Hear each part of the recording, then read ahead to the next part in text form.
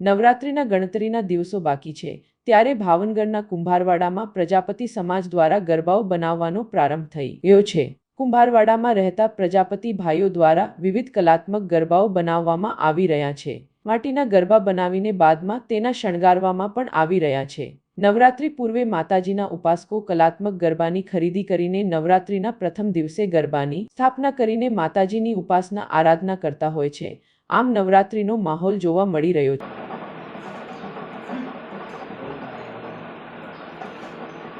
વરસાદ છે જોરદાર।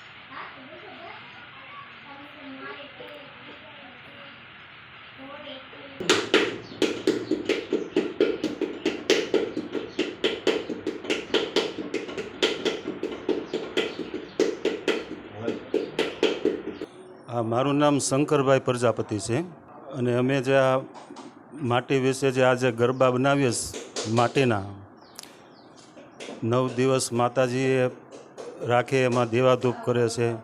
અલગ અલગ ડિઝાઇનના હોય છે, અંદર પેન્ટિંગ કરેલા હોય છે અને 9 દિવસ આ માટીનો ગરબો વપરાય છે।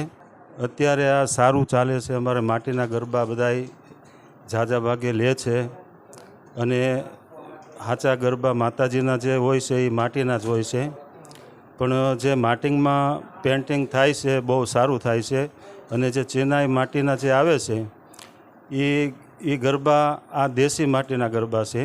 આમાંય પણ પેન્ટિંગ એવું સારું બને છે અને સારું પેન્ટિંગ થાય છે। મારું નામ યોગેશભાઈ પ્રજાપતિ, કુંભારવાડા માળિયા રોડ શેરી નંબર 5માં રહીએ છીએ અને માતાજીના નવલા ગરબા બનાવીએ છીએ। આપણા દેશી માટીના સાદા બનાવીએ છીએ, પછી ચિનાઈ માટીના જે પેન્ટિંગવાળા આવે એ બનાવીએ છીએ। ચલણ તો દર વર્ષની જેમ સારું જ છે, માંગ પણ સારી છે અને ધંધો સરસ ચાલે છે।